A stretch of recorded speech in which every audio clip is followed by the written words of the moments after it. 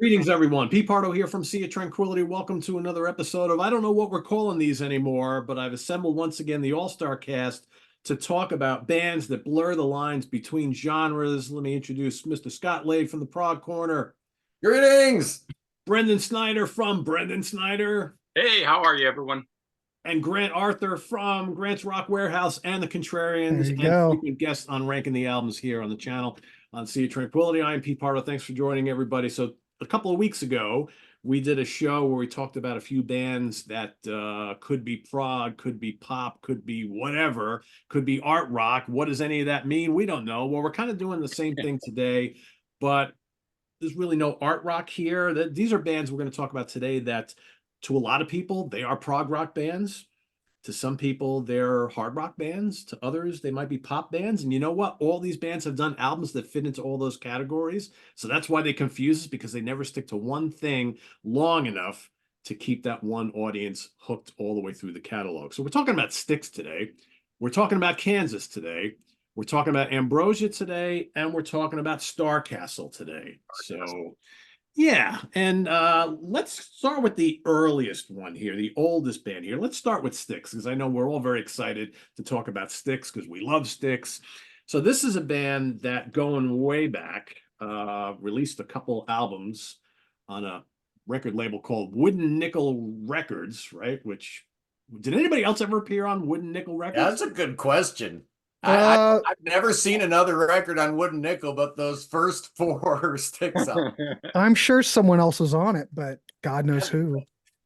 So a band from like the upper Midwest, the Chicago area, who on these first couple of albums, doing some cool stuff that nobody listened to at the time, right? Yeah, there you go. And all different album covers depending on what issues you get of Right. reissues and things of us. But basically Dennis DeYoung and the Pinozzo brothers and James Young and John. Anybody know how to say his name correctly? John Maluski. Panatz. Oh, Kuralus, Oh man, Kuralewski, I think. I've been doing that for 40 years trying to pronounce that dude's name. It's so much I easier just call when him he left the John. band and Tommy Shaw came in, right? Oh, that we can It's an pronounce. easy one to pronounce.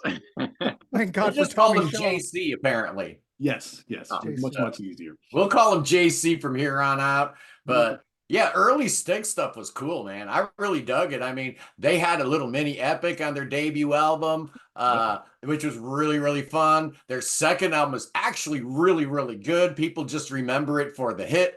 But the whole thing is just dynamite and really paved the way for Styx in the future. You knew there was greatness in them, but something funny happened, man. They had a hit single, took like 2.5 years for that thing to build up, and it was the worst thing that happened to them because their next two albums suffered from the weight of expectations. And they were starting to get all these nibbles from major labels coming around. Oh, do you have anything more than Lady in your catalog? And, I think the weight of expectations hurt them on A Serpent is Rising and Man of Miracles. But then they got snapped up by A&M and they could relax. They could catch their breath. And you saw the greatness of them really with that fifth album, Equinox, on for me. Lady was a great track, right, Scott? I mean, that should have been a massive hit, because I think that the great things that we would hear from Dennis DeYoung, specifically from vocally and songwriting, was started right there. But you mentioned Serpent is Rising and Man of Miracles, and those albums are really cool. But again, there's a weird identity going on here, because you got they'll go from a boogie rocker from one song, then to a prog epic the next, and then like a pop song, and then they'll do something completely different, right? And it just, all those albums are so varied. And I think, the thing we're really talking about here, all these bands we're talking about are American bands, right? And that's something American prog we always had a propensity to do, whether you're talking about Kansas, Styx, most of the rest of them, there's always a little boogie rock heart going on. And I don't think our friends in the UK and the rest of Europe really understand that, that we're fine with that as Americans, We grew up listening to REO Speedwagon, so we're fine with all that. But, we'll talk about REO Speedwagon a little bit later when we talk about Starcastle, right? Yeah, Sure. I mean, you bring up a great point, because I think a lot of the UK prog rock fans and the faithful that go back to the early days of all the prog legends from the UK, they have a hard time accepting any of this as true prog because it doesn't really sound like the Brits. But it shouldn't, right? Because these were American bands. And it's okay, I think, to play a style of music that is what it is with some different elements, right? You're not gonna say a Japanese band that is a Right. prog band or a fusion band is going to sound like an American or a British band, right? They all have different elements. I And mean, honestly, that's what I enjoy about listening to Japanese prog rock or Italian prog or French prog is they bring in elements of that culture, of their musical identity into the music. And to me, it's amazing. But as Americans, they didn't want that in American prog, I guess. They just wanted us to be carbon copies of Brits, but that wasn't going to happen, man. And we came up with some great bands of our own. And Yeah. Well, isn't that really what prog is? It's the Yeah. incorporation, it's the fusion of all these different styles, whether it's a symphonic rock or what would later become pop rock. And you got a little bit of everything, and they're bringing those elements, they're fusing it together, making it different than just straight ahead hard rock. yeah. that is true. Brendon, what was the first Styx album that really grabbed you and made you a fan? Ooh, Pieces of Eight. I love that album. That one probably because it had more of the hard rock on it got me into it. I came at a lot of this stuff in a roundabout sort of way, where I was growing up in the 80s, so I was into all the glam metal and the heavy metal and that kind of stuff, and not into. I didn't grow up in the 70s with the prog rock, but as I began to venture out from just straight on hard rock, I found love of a lot of other things. And so a lot of these bands, whether Kansas, Styx, it was those hard rock songs that were on the radio, the AOR album-oriented rock stuff that then I said, oh, wait a minute, the rest of the album doesn't sound like that, right? And so I think if these bands had just been straight ahead prog rock, I don't know if I would have gotten into them. Maybe it would have been later, but the American bands that mixed all these different things, that had a rock song, a pop song, a soft rock song, a melodic rock song, whatever you want to call all these different things on it, I think brought in a lot of different people. When we get to Kansas talking about like Dust in the Wind, or we're talking about Lady with Styx, that brought in an entirely different crowd of fans that wasn't what they started out as. And Scott, we were talking early on about, the song Lady and what it did for the band or didn't do for the band. It's a double-edged sword. Yeah. It got them the notoriety, but they were not a pop band. Right. They were a hardcore progressive rock band, at least in my opinion, that had this pop hit. And then they make two more albums that don't really have anything like that on it. Not till the fifth album, sixth album, do they really start doing that sort of sound. But at that point, that's where I think they actually changed from being a prog band. Once they started doing more stuff like Lady and getting into that, that's where I classify them as a pop rock band. And it's funny you mentioned that because they didn't really make the change until Dennis gained ownership, so to speak, and steered the band where they wanted. Once he started having Lady was a failure. I think Dennis thought that should have been a hit back in the day.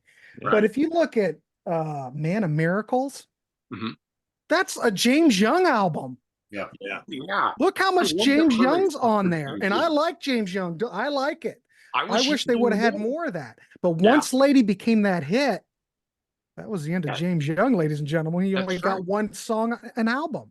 Yeah, it might have been all he had in him, because he still puts out a good song here and there. 4 albums. He has tons of stuff. Tons of stuff. There's a best of, a Japanese edition best of that just covers those first 4 albums. And like 3/4 of it is James Young singing on it. Yeah.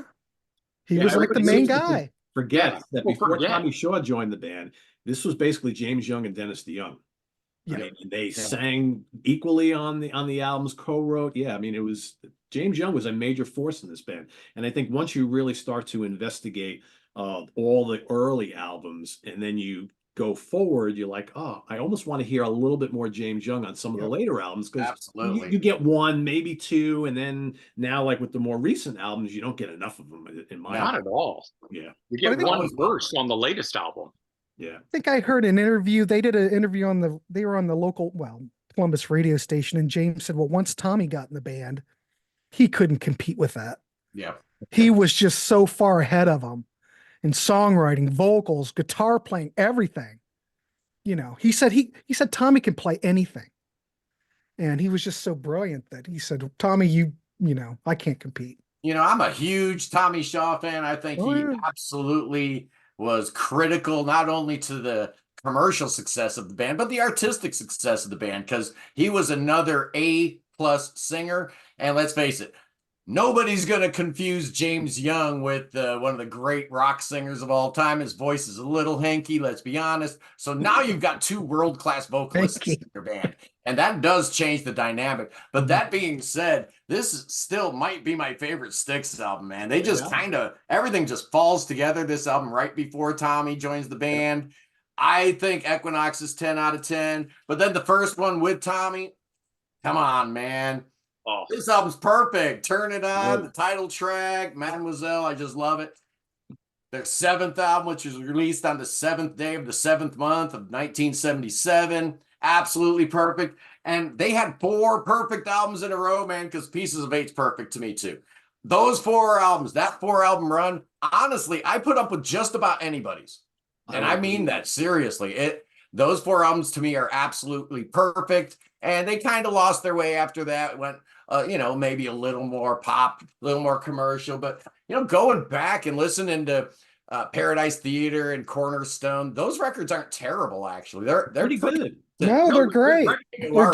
They're just different. Prog rock. Yeah. No, I think the last prog rock though. I think the last prog record probably was what? Well, had prog. Maybe you could call it prog adjacent, ladies and gentlemen. Oh, I know. Pieces of 8 had some prog on it, but not much. It did. I don't know. I think this was the last prog rock album. Really? See, I think there's plenty of prog on that's just. Again, remember, I'm coming at this, after, post you guys. So I'm going to look at it. Lords of the Ring. But yeah, man, that's Castle Walls. Pieces of 8. So much pop sounds and we haven't even referenced the 2 latest ones, ladies and gentlemen. If you've got any kind of question about whether or not Styx is prog, check out The Mission, which came out in like 2017 or something like that, and Crash of the Crown, which was 2022. This returned them to prog. Amazing, yeah. Oh my God, both of them. This is a masterpiece. The Mission's a masterpiece. Well, this was a masterpiece when it came out, and I thought there was no way they could absolutely top it. I thought that's it. They got another album coming out. How are they going to do it? And then when this came out, and they did it. Night and day different too. So good. It's 2 of their absolute best albums. Yep. I think this fits in. If none of the other albums came out after Pieces of 8, this could have fit right after Pieces of 8. Sure. Yeah. I think these 2 are must-haves, absolutely brilliant. If you don't know these 2 later Styx albums, you need to do yourself a favor. And a big shout out to Willow Vankovich, who is the absolute unsung hero for modern Styx. He was a big part of the mission. They promoted him to a full-time member for Crash of the Crown. He gets oodles of songwriting credit, and I'm telling you, he's the glue that keeps this whole thing together. A lot of the great stuff that we're hearing on both of those albums is a direct result of his input to the band. So all credit to Tommy Shaw for bringing his old he knew that cat from the old Blades Shaw stuff. Yeah, right. Which is also great. So, amazing, just awesome stuff. But would you say that the new album is more of a Tommy Shaw solo album as opposed to an actual Styx? I don't think so. Yeah, it's a Willow Vankovich album as much. And as I'll say no, because it is. But I'm just saying, as an outside member, somebody who wasn't there, who only came in the last 2 albums, what I hear online from people so often is this is really just a Tommy Shaw solo album. His songwriting partner has been brought into it. Yeah, I do feel like a Styx album, and I love it. And I'll take it for what it is. But we have only 1 verse being sung by James Young on this album. Yeah. We get plenty of stuff from Lawrence Gowan on here, which is great. Yeah. But the bulk of the album is written by Tommy Shaw and Will. Yeah. So and more power to it, because more power to him. I mean, the thing is, for me, it's like if you listen to all of Tommy Shaw's solo records, they don't sound anything like these 2 Styx albums. They don't. Pete, that's exactly what I was thinking. Right? Yeah. In fact, a lot of those early Tommy Shaw albums, I'm sitting there listening to him go, "Oh my goodness gracious, Tommy, you were bitching about Dennis. Yeah. But listen to Girls with Guns." Yes. Yeah. So I don't That's not very understand good. what's going on there. But But I think Ambition is great. They're No, fun. there were some but good. it's There were just- some good tracks mixed in with the fluff on the Tommy Shaw there's solos. one great Tommy Shaw album, and it was the one that came out. God help me. What If? The one after what came out after Ambition. Help me. Is it What If? No. Two after. Oh, later ones. Seven. Later. Seven Deadly Deadly Sins or something. That album's wonderful. I That's don't a know. wonderful To me, record. that's like the Styx album from '99, Brave New World. No, Right? Brandon, no. Oh man, that mixed in all That's the a great record. '90s backbeat, bass lines and things in it. I can't do it. Yeah, that's a controversial record. You got Is rap it? music being I think- brought in on it. No, that's a good record. The I thing like with it. Styx, because I see all the time, like whenever we bring Styx into a conversation and prog people are listening or watching, they're like, "Oh my God, they're such a pop band." I don't know why anybody would think that they're prog, and then you ask them, "Well, what albums have they heard?" And they're like, "Oh, well, all I remember is that song, Babe." Right. Like, Or Kilroy one was song. here. It's one Right. song. I know Domo Arigato. Yeah, Right. that too, right? Yeah, Kilroy, right? Yeah. So to me, and I think I forget exactly who mentioned it. I think it was Scott that brought it up. Equinox through Grand Illusion Equinox, Crystal Ball, Grand Illusion, and Pieces of Eight are absolutely drop dead perfect albums that have plenty of prog on them. The most recent two albums are certainly prog. There's lots of prog sprinkled around the Wooden Nickel albums. Yeah. And you got, Paradise Theater has good stuff. Some of it's prog adjacent. Cornerstone as well. I mean, Kilroy takes a lot of shit and gets a lot of shit, but I think that there's a Just the couple 80s tracks production on it, but I think it's a good album.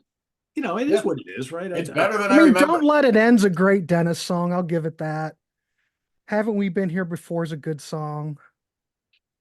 But I don't know. There's something missing here. And I think a lot of it has to do with the production, because what happens is that Barry, I'm going to butcher his name, the guy, the engineer or co-producer on all the Styx stuff up into Cornerstone, Barry Marantz. Yeah. I think that had a lot to do with it, because after Pieces of Eight, if you listen to the sound on Cornerstone and Paradise Theater, something's missing. Yeah. It's a lot colder, a lot colder sounding, and I think it loses a lot. And it was the change with the engineer. I think it's Rob King's. Oh, I'm going to butcher his name. Rob Kingsland, I think. But I think they lost something there. Same with this, because I think this album and Paradise Theater have this exact same tonality. It's like album 1 and album 2, which is weird. But production has a lot to do with it. It does. They definitely do sound different. There is a similarity in production style on those latter 70s albums, which I think very, very similar. And that's the Styx sound. And the big roaring guitars and Dennis DeYoung's Hammond organ and Moog synthesizer. And before we move on to Kansas, though, why don't we mention, for the naysayers who are watching, are like, Styx never did prog. Why don't we just throw out some titles of songs that they need to check out that to us are definitely prog-ish songs, right? I'll say definitely, I'll start it off. If you go on to Pieces of Eight, man, Castle Walls, Man the Universe, The Wilderness is prog as far as I'm concerned. Fooling Yourself, as catchy as it is totally proggy. Do you want to throw a couple others out there? Sweet Madam Blue. Sweet Madam Blue, 100%. Throw that out there. Born for Adventure. Absolutely. Both of these records, the whole thing. The whole thing, yes, exactly. And the multi-part vocal harmonies on those albums are just absolutely tremendous. There's stuff all throughout that I think is God. Castle Wall is probably the one I'd point to first. Lords of the Ring is very But some of the heaviest guitar of 1975, Sweet Madam Blue. Oh my God. Talk about heavy, and what great riffs. No one ever talks about Styx. I know this might not be prog oriented, but they had some of the best guitar riffs of any band. Midnight Ride. Miss America as a guitar riff. Yeah. One of the best riffs in And that's a 1977. James Young song. Yep, it And is. tell you But, what, Renegade and Blue Collar Man also. Yeah. And how about Great riffs. Band of Miracles? How heavy is that song? Heavy. Roar and Hammond and organ, right? The Styx sound, you think about Dennis's voice and the keyboards and the harmonies and all this, that, and the other thing. But I will argue that the Styx sound is most centered on and predicated by JY's guitar tone. Yeah. It is so identifiable. It's so unique from the first album to Crash to the Crown. It's that dude playing. Yeah. No one sounds like him.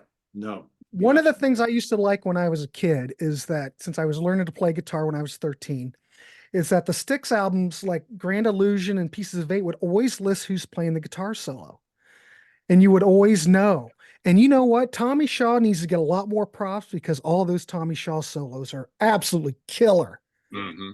And the interplay between Tommy and JY from a guitar playing standpoint, absolutely wonderful. Those guys could bounce off each other and sounded great. Yep. There was magic when Tommy Shaw got in the band as far as guitar goes. And just I think like for me, Tommy wonderful. brought a little more artistry with his guitar style because he could do lots of different styles. Whereas JY, to Scott's point, had this big, overdriven, monstrous Fender Stratocaster tone, and he was the flashy guy. He was the guitar using the whammy bar and using all these little cool little licks. You knew it was JY when he was playing. The tastier stuff, I think, was always Tommy. Sure. And they complemented each other so well because they complemented nothing alike, which is really cool.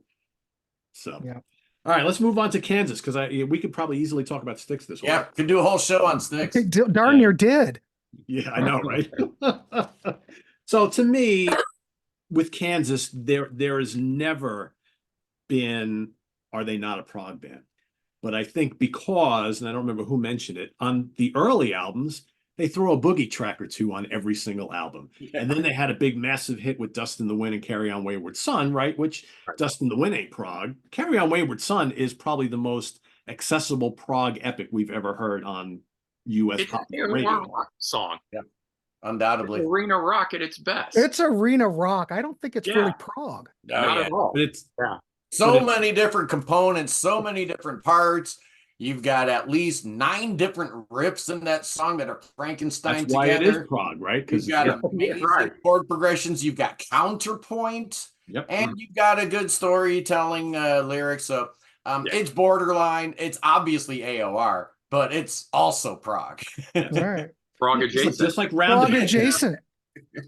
Let's face it, Roundabout, Seen All Good People, those were prog and played on the radio too. And pop at the same time. Yeah. The thing about Yes is that they were commercial and could write hooks, but then be experimental. Not many bands could pull that off. Well, they came together under a shared love for Simon and Garfunkel. I think people forget that about Yes. There would be no Yes if it weren't for Simon and Garfunkel. Not King Crimson. That's true. That's true. Yeah. But man, I tell you, the debut album, other than Can I Tell You and Bringing It Back, and even Can I Tell You's got some wild violin. That's definitely boogie rock. But man, Lonely Wind, Alexis, Journey from Mariabron, Apricot, Death of Mother Nature Suite. Come on. That's it's a classic. It's a classic. It doesn't get enough love. Debut is terrific. This doesn't have the big hits that would come later on it, sort of a thing. But this album here is one of their best in the catalog, I think. My most listened to album ever of any album by any band. I have listened to that debut Kansas album the most. Really? Don't know why. I maybe Leftoverture is a better album, but for some reason, man, that debut Kansas album just ticks every box. I go back to it. I listen to it at least once a week. It owns my soul, man. It really does. From the artwork to the first that they start their career with a Phil Earhart Anacrusis on the snare hit, and then Can I Tell You comes in, and from there it's just 40 minutes of magic. This man, forget it. Good record. Every note, every second, it's perfect. And so groundbreaking too, because there was no U.S. band doing this sort of thing back in 1974, right? I mean, we had Genesis and Yes and King Crimson, ELP and Gentle Giant and all these other bands doing this sort of thing, and then boom, here comes an American band saying, "Hey, we want to play in this kind of game here." And I think they knocked it out of the park. I mean, they didn't really look the part, right? Because I mean, look at those dudes. No, it looks like they just got done farming. Yeah. Nothing against farmers, but I think they were definitely more on the hard rock side of things than some of these other progressive bands, especially with Genesis and the other and the other bands that were around at that time. So you have Kansas who comes along, who's doing the progressive rock thing, but has a harder edge, which can tap into a different market and bridge a different market that maybe those other bands weren't doing. Specifically in the U.S. market. And so they were the perfect U.S. band. And you know, to wit, they don't open with their two proggiest tracks, man. They open with their two most American sounding tracks. So they did that with their early albums. And I really thought that was smart to give themselves an identity early on. Yeah, we're not trying to be Yes or Genesis. We're Kansas, man. We're our own thing. And we were perhaps influenced by that. We got to remember that before the first album came out, Phil Earhart moved. He left Topeka, Kansas. Where did he move to? He moved to London, England. He lived there for a couple years, and I know he soaked up a lot of that good prog that was happening in the early 70s in the UK, and it definitely infected their music. But when you've got Robbie Steinhardt on violin, he's going to bring that kind of Americana flavor. It's awesome, and they carried that on all the way through, I think, their first 7 albums. I used to say their first 6, but I've really come around on Audio Visions for some reason. I'm at the point now. Favorite. This is hands down my favorite album by them. It's just a little different than the first 6, but you know what? I think it's every bit as good, so I'm going to go on the record and say the first 7 Kansas albums are perfect. All 6, the first 6, I always knew that, but Audio Visions add that to make it 7. Yeah, I would be who they are. I think I'd go all the way up to Point of the violin. Say that again. Sorry. Would Kansas be who they are today if they had kept the flute player over the violin? No. Right? No, I don't think we're talking about Kansas today if the lead instrument was a flute.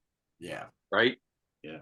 Nah, that's not American enough, man. You gotta have that fiddle player. Let Ian Anderson do that. That's okay. We don't need him. Well, I'll tell you, we wouldn't. Kansas. Scott wouldn't be talking about this first album had it not been a hit for Leftoverture and all that, because this first album did not do anything when it came out. No, it barely charted, and I don't even think it's ever went platinum. Luckily, I had an older brother who was in college, and they were supporting the debut album by hitting, different colleges around the country. And my brother came home one day, and he's like, "Man, I just seen this band. They're called Kansas." So I was hip to them early on. First album I bought with my own money from them was Song for America. And oh man, so amazing. That title track just might be one of the great highlights of American prog. I don't think it gets a whole lot better than that. And to your point before, Scott, what's the first track on this album? Down the Road. Yeah. Right. Americana, man. Americana boogie rock, right? So so it's like they're leading off their albums with stuff that maybe isn't representative of much of their repertoire, but it works. It works. But what Grant said is absolutely true. Their bad luck at the box office continued with their third album, which did even worse than the first 2. And Don Kirshner is a patient guy, but 3 straight bombs in a row wasn't making his heart pitter patter. He gave him an ultimatum, guys, we need a hit. And somehow, some way, they cobbled together bunch of songs they didn't think were good enough for the first 3 albums. Left Overture, come on, that story can't be true. That can't be true. No way. They had a better ear than that. But the story goes is when the final mix comes down, the guys, apparently all 6 of them, sat down with Jeff Glicksman, and they listened to the final mix. And Kerry talks about how all of them had tears in their eyes because they knew their fortunes were about to change. And I think it all comes to the mix of this album, the mastering of this over the first 3 that made a huge difference in terms of FM radio. And like we've already been mentioning, kicking it off with not the least prog song, but definitely one that can bridge into the rest of what's on the album, Carry On Wayward Son being on it, was the right move. But I'm still curious, do you guys know or think that was the band deciding to do that? Or was it the label saying, we don't really know how to market you, we're going to put the more rock songs up front on this and put the prog stuff later on? Turned out to be I think they were willing participants in anything that moved units. These guys were desperate. These guys were hungry. These guys knew their lives. They were recording like their freaking lives depended on it because they did. And it came out in the final product. And I just want to say, Brendon, you were absolutely right. The sound quality on this album. Just so it's wonderful. Yeah. It's light years above those first 3 albums. But you know what? I think it actually went down on the very trebly high end headache-inducing mix of Point of No Return. I don't think it sounds nearly as good. But the mix on it wasn't nearly as good as this. Correct. I didn't think. Well, I think I don't know. I think the remaster sounds pretty darn good. It does. But the original version of it. Oh, I love the album. I think it's amazing. But then again, I didn't mind having hits. I think if that's the price of admission to have 1 or 2 songs on the radio to keep your band on the label, I think they were willing to sign that deal with the devil, especially when he had songs as good as Carry On Wayward Son and Dust in the Wind. Those were great tracks. Unfortunately, they couldn't really keep the momentum going as far as radio success. Commercially, this album didn't do great, but I think artistically it is a triumph. I love this thing, man. Good. I think Monolith is so great. I love the artwork. I love the quirky pop songs, the quasi disco. I mean, what is going on? I love this thing. Indian on it. This is great. Yeah, so fun. Yeah.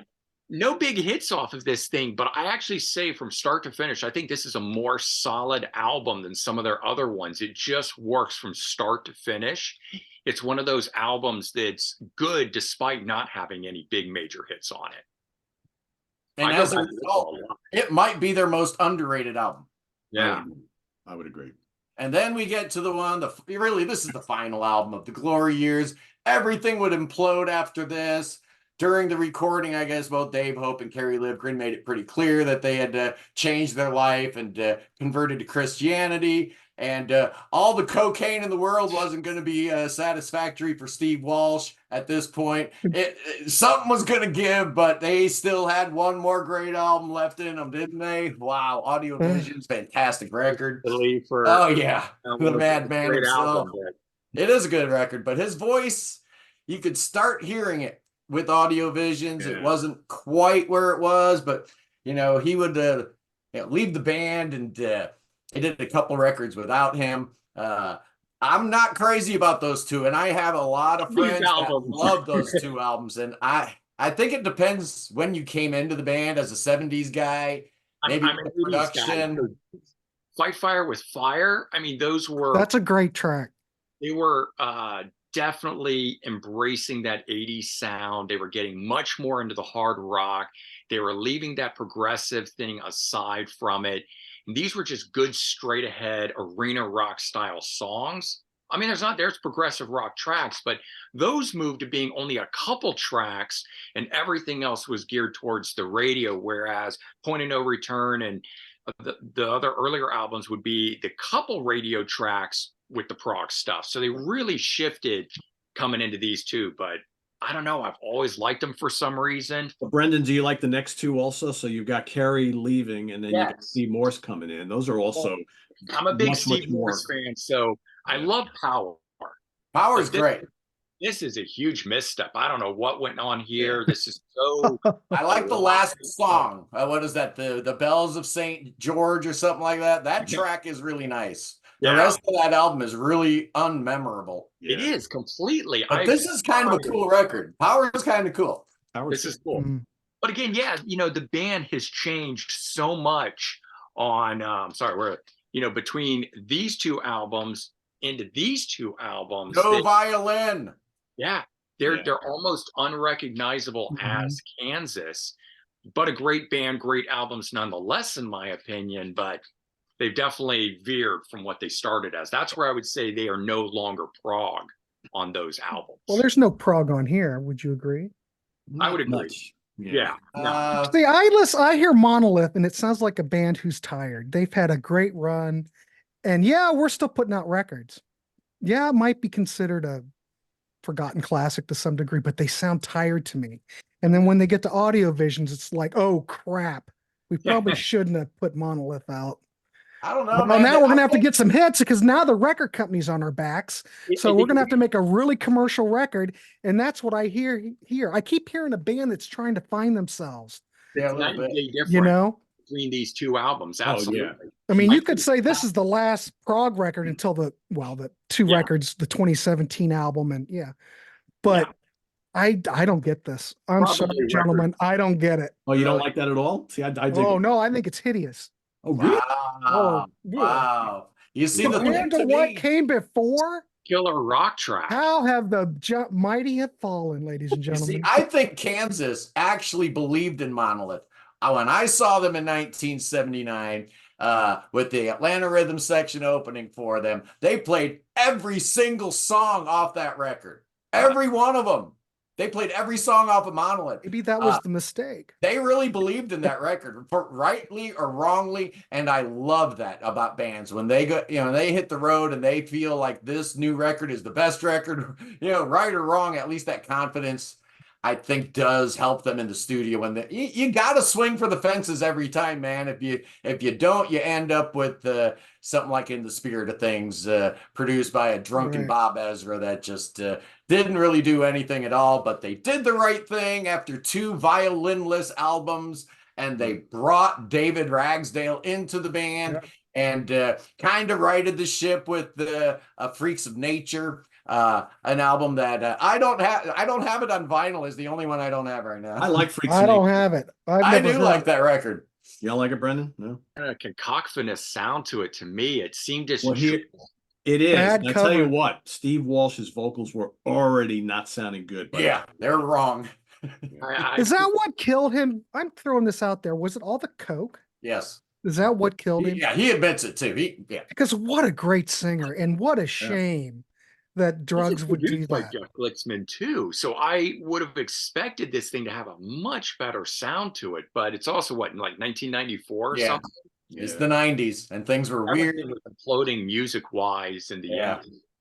And then after that record, this weird reunion happens where Kerry Livgren has some songs built up, and he decides to call the boys in, like, hey, let's just do one last hurrah. I guess there was no intention of ever touring this thing as a newly reformed band. It was just a one-off, but Kerry had written some good songs, and if it weren't for Steve's voice being a little less than great, it's actually a pretty good record.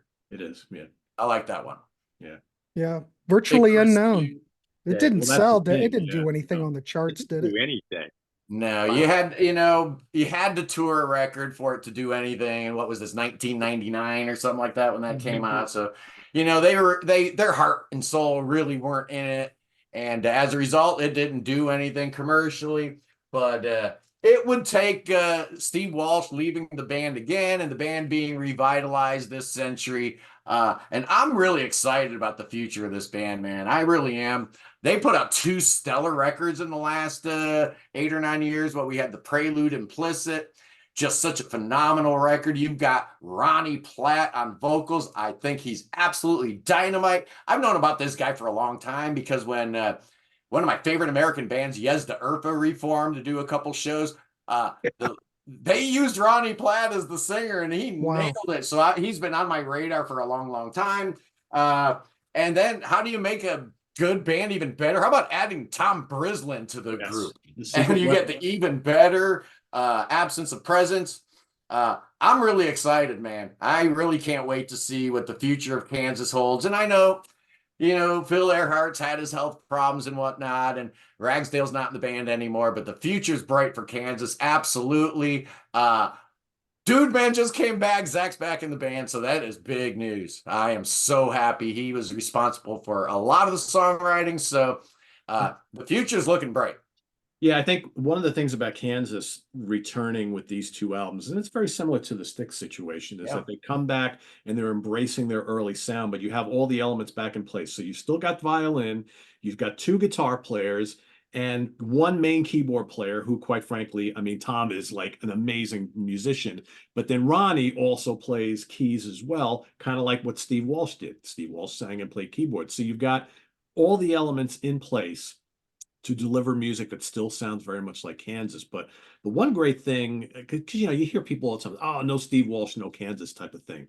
But I think if everybody who says that and went to see Kansas live from like maybe the early mid 90s through to when Steve retired, those were not really good Kansas shows. Yeah. I saw Kansas a whole bunch of times during those years. And I kept, every time I left the venue, I was thinking, God, they're playing the same set year in and year out. And Steve just doesn't sound good. Yeah. Oh, And once Steve made the decision to step aside and retire, now you bring in this guy who can sing anything in the catalog, anything. And they mix it up every tour. You get some new tracks and all these Kansas classics and deep cuts. And that's what it's all about. Don't we want to hear those songs live that we haven't heard in either forever or in, 30, 40 years or never, right? So I think it's a really good thing that you've got guys in the band who can recreate all this great material. And there's no blockades anymore. Yeah. And I want to jump onto what Pete said. There is a CD that I bought used that I should never have bought. Live at the Whiskey from 1992.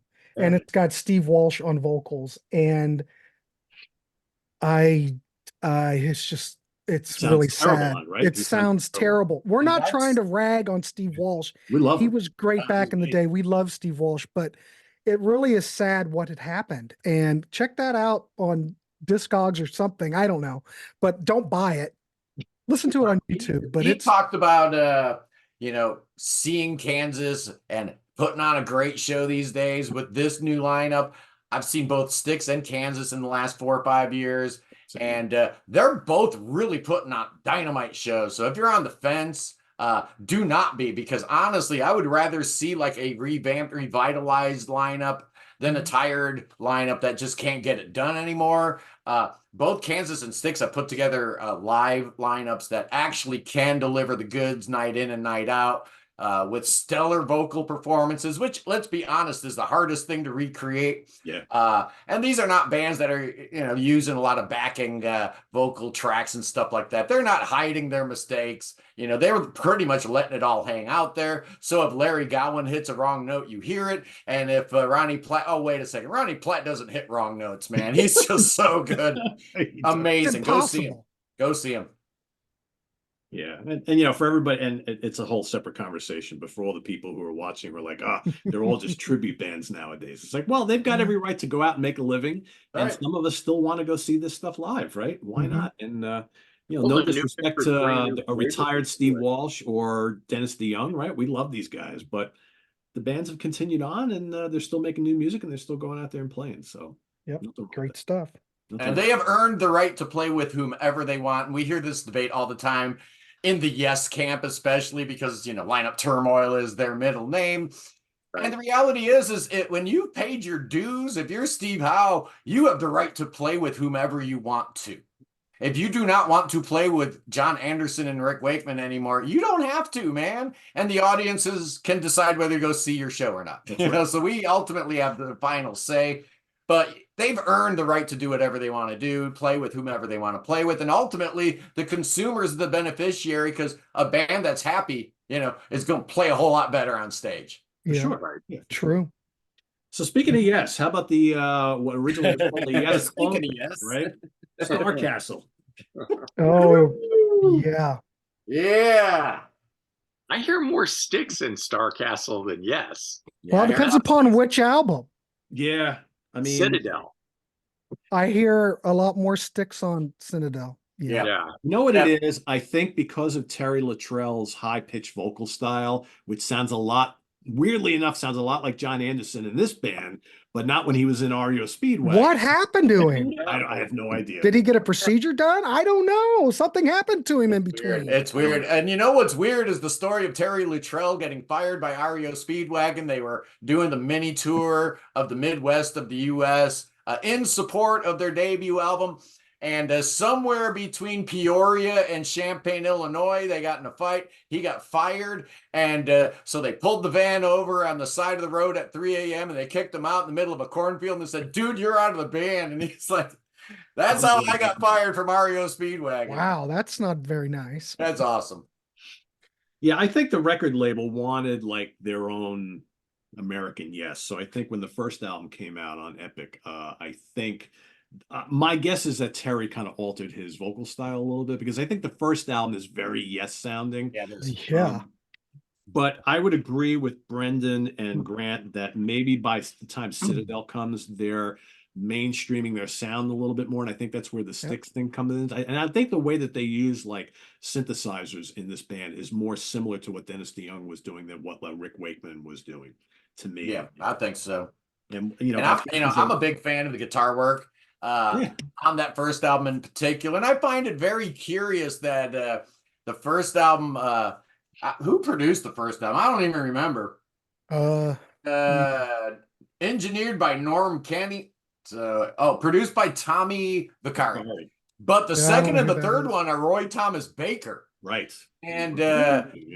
I kind of expected there to be this humongous change between the first and second, because I bought this the day it came out. I heard Lady of the Lake on the radio station in Milwaukee, and I went to my record store that very same day and bought it and loved it. So when I heard Roy Thomas Baker produce this one, I was kind of expecting next level. And maybe they didn't quite have the budget that Queen had, because to me it doesn't sound any better than the debut. I think it sounds like part 1 and part 2 to me. Exactly. Yeah, they don't. And then that's not bad. That's not bad. Which I like too, maybe a little more commercial, a little more streamlined, a little more mainstream. But man, I love that album cover. Fantastic. That's a great album cover. It's so great. But yeah, that record sounds a lot like Styx. Yeah. Well, you got the shorter tracks, right? I mean, I'm just looking at the track. Shine On Brightly, that's very Styxy, I think. Can't Think Twice is very poppy, right? So you got these big melodic choruses and whatnot. I think the extended interplay and more complex time signatures and arrangements by Citadel is pretty much gone already. This is just a good kind of proggy AOR rock record. It's really what it is. Pretty much. And John Anderson vocal style too, I think. Yeah. On it to me, I'm hearing a lot of the Dennis DeYoung sounding stuff by this point, and I don't know if that's the shift to try to get more radio play or what, but yes, it is. And it was the late 70s, right? So things were starting. Prog was slowing down. Exactly. Yeah. And the reality is that each record was selling less and less. Citadel sold less than Fountain of Light. We sold less than the debut. So come album number 4, they basically had an ultimatum: completely change your sound and do something really, really AOR. And the much maligned 4th album, Reel to Reel, is actually not a horrible album if you approach it as what it is. Just they wanted to be Foreigner or Boston at this point. Yeah. And then they broke up, and they had one comeback album, which was pretty cool. But I love Starcastle. I'm a fan. I always will be. Does anybody have Reel to Reel on CD? Phenomenal. I don't have it. It's on. It came out on Renaissance. I don't think it came out on this one. No, Reel. The 4th album. It's black and white. The 4th album. It's a black and white cover. Is it? Do you have it, Pete? No. I thought I had the vinyl. I thought I bought it for $1. It came out on Renaissance, and that's one of those labels that is kind of sketchy because you could end up with a lot of needle drops. Both of these were Renaissance reissues. How are those? They're fine. They're fine. I got the Rock Candy Records ones. Yeah, I saw they put those out. Yeah. Those are good. Real. I see now. Since I don't have any Starcastle, those are one of those bands. Someone's gonna be making a purchase after this episode. I know it. Now I'm sucked in. But the thing is, I always heard Rand talking about a Starcastle. I got it. They sound like Yes. Of course you like it. But they really do sound like Yes. I couldn't believe it. It's almost like Cathedral sounds like Yes too. The first album has Chris Squire type bass parts. It must be a Rickenbacker bass. They have got all the right equipment. Great. They got the right sound. I'm just gonna throw that out there in my memory of Gary. What a great bass player. Yeah, he played a Rickenbacker, and it sounded like Squire sometimes, and he was amazing. R.I.P. Great. They could write songs, and it's catchy like Yes. Yeah. If you needed another Yes album, 1976, get that Starcastle. I did. That's exactly what I needed, man. See? There you go. Going for the one was still, a year or two down the road, man. I needed a new Yes album. We were stuck on all the solo albums, at this point. So Starcastle creeped in right at the right time for me. Absolutely. Now, I think the label really wanted them to put out a yes-sounding album with the first one, and then the second album was like, okay, you did that, you grabbed some attention, now give us some hits, right? And there really wasn't any, unfortunately. I did listen to Reel, and you do mention all the AOR.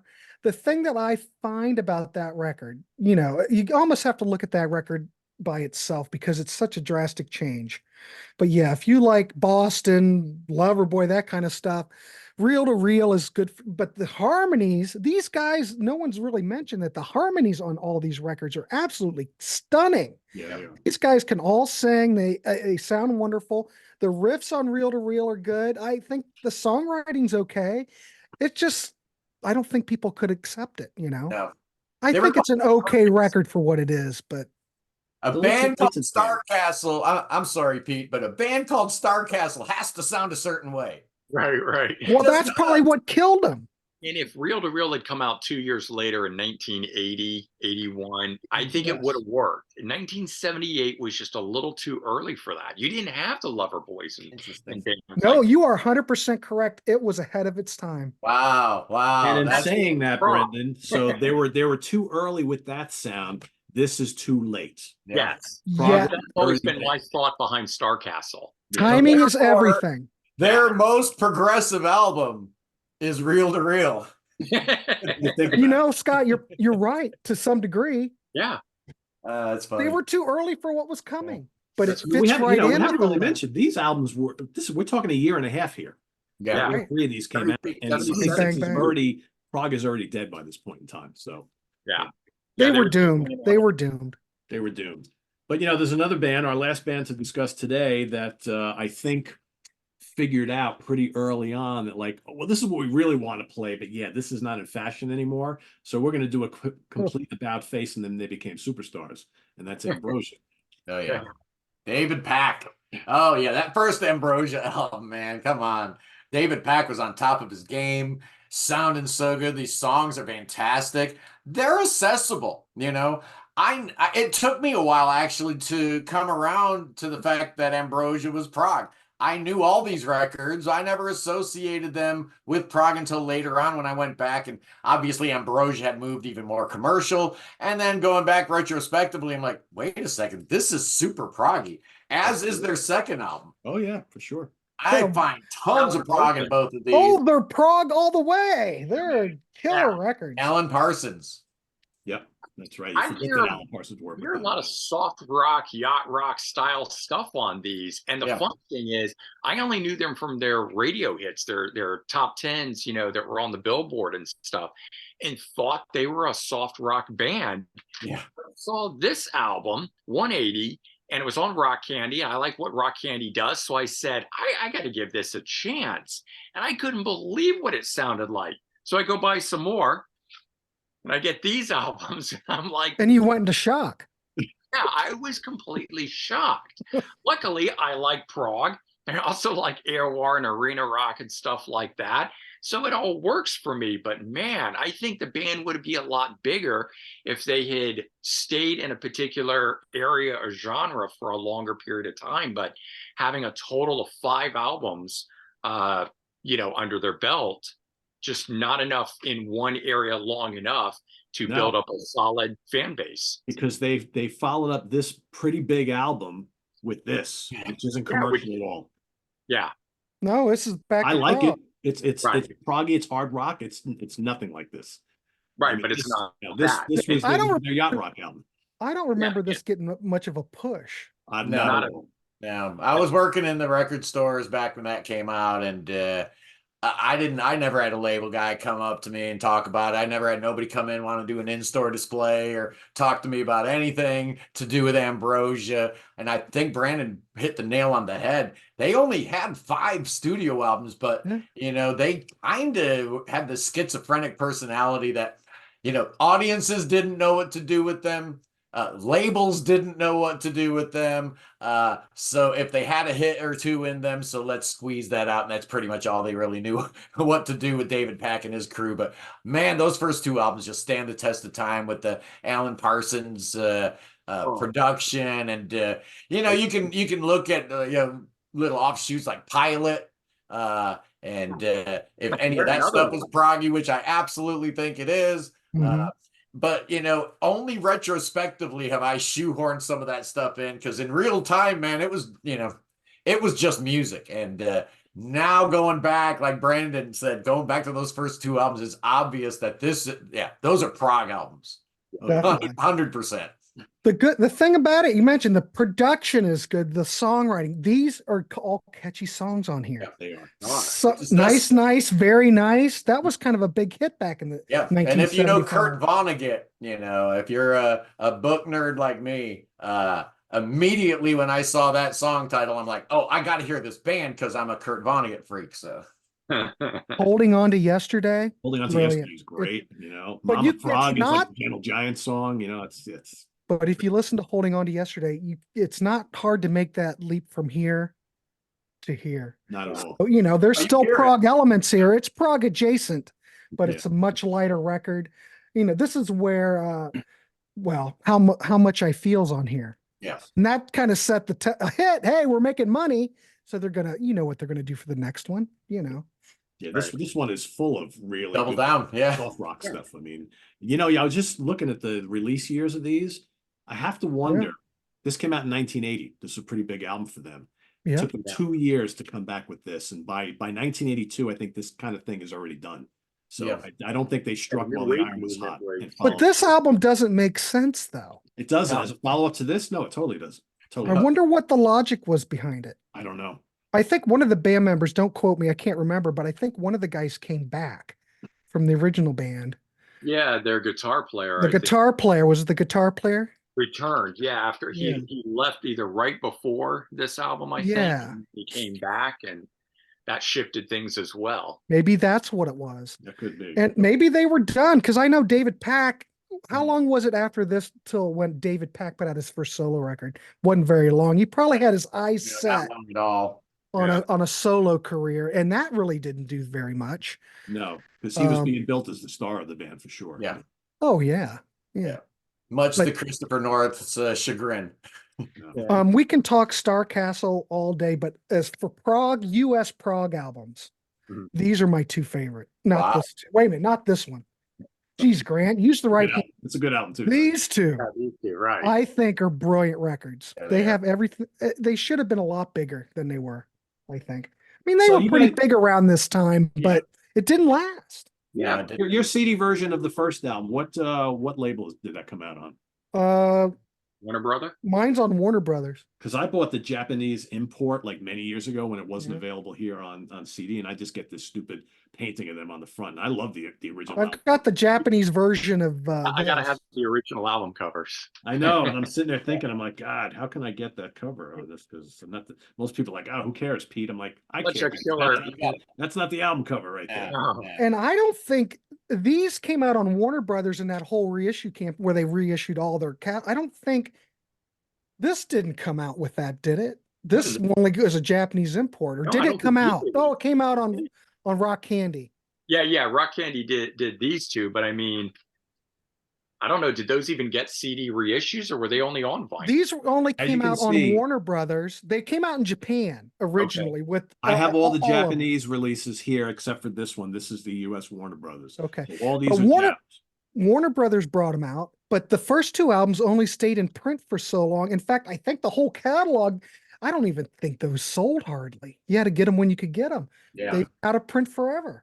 Yeah. Well, the first two albums were on 20th Century, and I don't think that did a whole lot of good for them. They didn't know what to do with them at all. No. They had no other band on their label sounding like that. So I'm always amazed that you see that Alan Parsons engineered the one record, and I think he executive produced the other record. Yeah, he produced the second album. I'm just amazed that Alan Parsons was a part of it. I like it. The albums sound wonderful, all wonderfully recorded. Oh, yes, they are. Yeah. I love these records. Beautiful stuff, and obviously, for prog heads, probably the hardest one of the four bands we're talking about today to wrap your head around, because they had those schmaltzy yacht rock hits. But trust me, those first two records are absolutely essential. Gotta have them. As far as them being your two favorite American prog albums, I don't know about that, man. They are mine. That's crazy. All right, so now that Grant started, We're going to talk about Mirthrander when we're talking about the best American prog. Never heard it. So I like Cathedral too. Cathedral. I like that one. Cathedral. Cathedral. Stained Glass Stories is great. Absolutely great. So, all right. So Grant has just said his favorite 2 albums out of all of these are those first 2 Ambrosias. Brendon, what are your 2 favorite albums out of all of these we've talked about today from these 4 bands? Oh man, probably Cornerstone from Styx. Oh, that's a good album. And you know, I think I got to go with Audio Visions from Kansas. I love it. There you go. Yeah, I know it's not Prog, but I love it. That's okay. It's all good. Scott, how about you? You? Just giving you crap. All right, let's see here. I am going with the first Kansas album. Okay. Big shocker. Like I said, the album that I've listened to probably more than any other album in my entire life. And the album that made me an eternal fan of the band. I became a big fan with Equinox. That continued with Crystal Ball. But yeah, Grand Illusion just destroyed me. So yeah, those are my 2. I agree with you on Grand Illusion. That's mine, and Left Overture. Yeah. But I mean, if we're looking at all of these together, it would be Grand Illusion and Pieces of 8. Yeah. But for just a prog, US prog band, like hardcore prog, not this one. God damn. Not that one. Jeez, I keep picking up the wrong one. I do love these records, though. They're great. Yeah, they're great.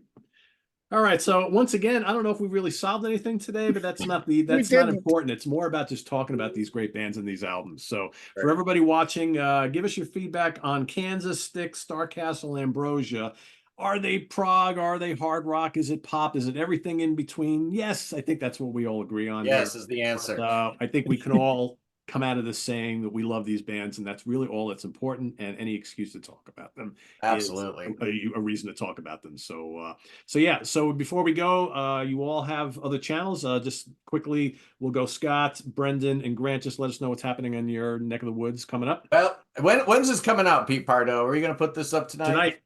Okay, tomorrow, boys and girls, on the Prog Corner, we got a great show. We got Charlie Bramalt from Ghost of the Machine going to be joining us with John Cook, formerly from This Winter Machine. And we are going to be taking a look at your favorite instrumental prog tracks. That's Sunday, 1 o'clock Eastern. And then sometime during the week, I'm going to be ranking all the Soft Machine albums. And I'm going to be doing a review of the brand new album by Italian prog giants Le Orme. Absolutely brilliant new album, Pete Pardo. Have you heard it yet? Not yet. Nope. I love Le Orme. I can't wait to talk to you guys about that. And whatever else we feel like doing, but that's what's happening on the Prog Corner this week. Cool. Awesome. Brendon, how about you? Yeah, good stuff. Good content always. So yeah, you guys can find me just under my name, Brendon Snyder, and my channel does a little bit of everything on it, everything from the prog, but definitely into hard rock, metal, alternative rock, and so forth. And for something entirely different, I'm doing a run through on my 1200 CD collection of glam metal.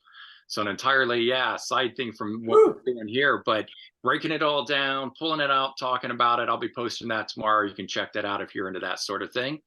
And then just the regular stuff coming down the pipeline with album reviews and rankings and so forth.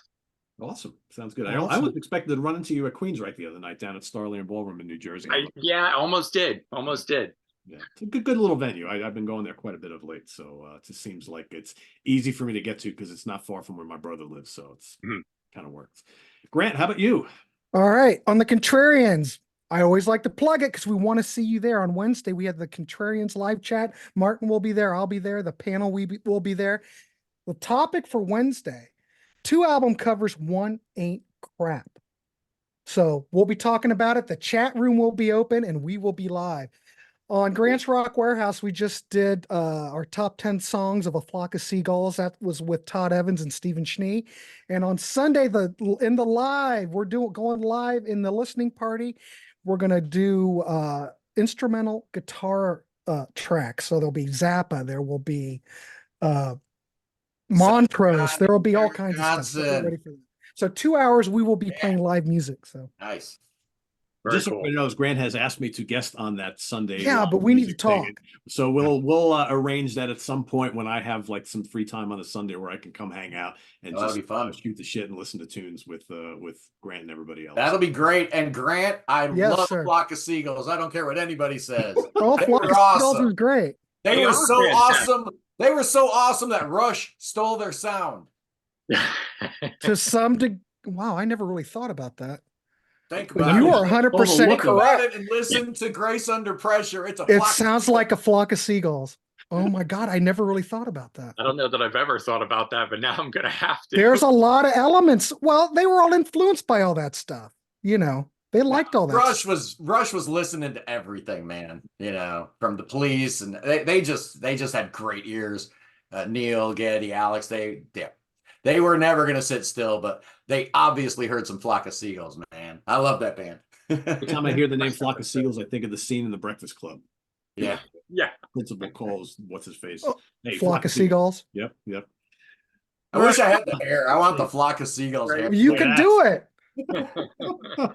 Just a little bit of Aquanet, you probably got it.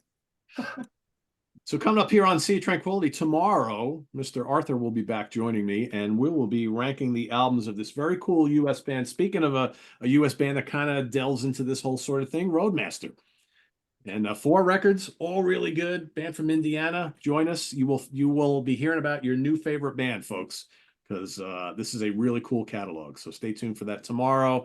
And then we've got coming up on In the Prog Seat on Tuesday, we'll be doing an album study on Pink Floyd's The Wall. You don't want to miss that one. So till then, visit us on the web at www.seatranquility.org. We're on Facebook, we're on YouTube all together all the damn time. Stay tuned. Hopefully in a couple of weeks, we'll bring these 3 gentlemen and myself back together once again to do something sort of similar to this, but talk about different bands. And till then, for Grant Arthur, Brendon Snyder, and Scot Lade, I am Pete Pardo. Thanks for watching, everybody. Enjoy the rest of your weekend. See you soon. God save the king.